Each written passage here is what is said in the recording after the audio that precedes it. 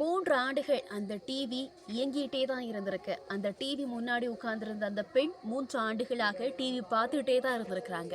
என்ன நடந்துச்சு? வாங்க பார்க்கலாம்.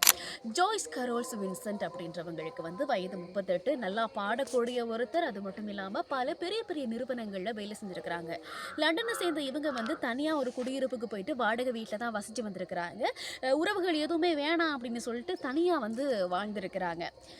3 ஆண்டுகளாக இவங்க வீட்டுக்குள்ள டிவி சத்தம் மட்டும்தான் வந்துட்டுருக்கு. ஜன்னல் வழியா பார்த்தா கூட இவங்க டிவி பார்த்துட்ருக்காங்க அப்படின்னு தான் எல்லாருமே நினைப்பாங்க.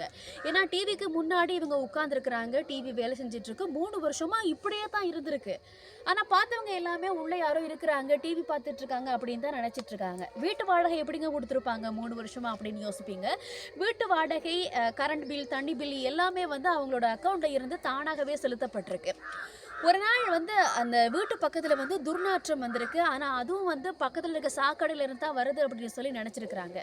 திடீர்னு வீட்டு வாடகை கொடுக்கறது நின்று போச்சு 3 வருஷத்துக்கு பிறகு. அதுக்கு பிறகு தான் அந்த வீட்டுக்கு போயிட்டு அந்த வீட்டோட உரிமையாளர்கள் பார்க்குறாங்க.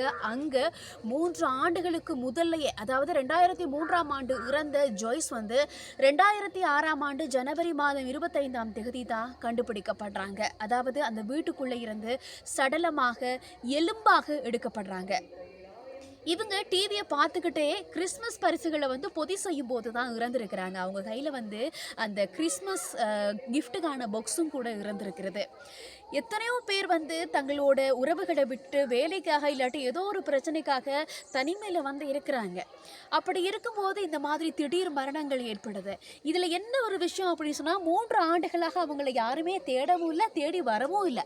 அப்படி யாராச்சும் தேடி இருந்தாலும், தேடி வந்திருந்தாலும் இப்படியான ஒரு அசம்பாவிதம் இங்கே நடந்திருக்கு அப்படின்னு சொல்லி கட்டாயம் கண்டுபிடிச்சிருக்கலாம்.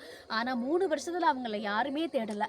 பக்கத்து வீட்டுக்காரங்க மற்றவங்க எல்லாமே உள்ள டிவி வேலை செய்து அங்கே யாரோ இருக்கிறாங்க அப்படின்னு சொல்லி தான் நினைச்சிருக்கிறாங்க. கடைசி வரைக்கும் செத்தது தெரியாம போணுச்சு. 3 வருஷங்களாக அந்த டிவி மட்டும்தான் இயங்கி கொண்டிருக்கு. டிவி முன்னாடி இருந்த ஜோய்ஸ் இயங்கவே இல்லை. இதுதான் உண்மைங்க. தனிமையில நான் வீட்டை விட்டு வெளியில போயிட்டு என்னால பார்த்துக்க முடியும் அப்படின்னு சொல்லி கம்பீரமா சொல்லிட்டு வேலைக்கு போயிட்டு தனியா இருக்கிறவங்க எல்லாருக்குமே இந்த கதை சமர்ப்பணம்.